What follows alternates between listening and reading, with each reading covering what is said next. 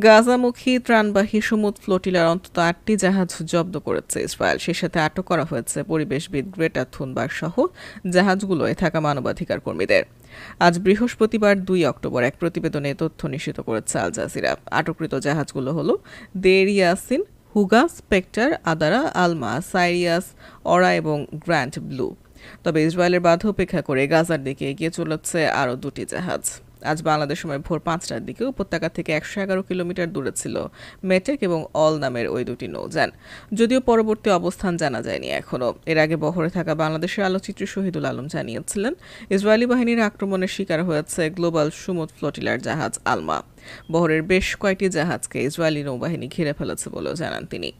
অপরদিকে আয়োজকরা নিশ্চিত করেন, তেল আবিবের বাধার কারণে হঠাৎ করে বন্ধ হয়ে যায় জাহাজগুলোর লাইভ সম্প্রচার।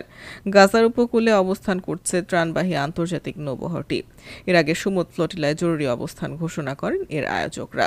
শহীদুল আলম সহ ৪৭টি নৌযানে ৪৪ দেশের মানবাধিকার কর্মী রয়েছেন বহরে।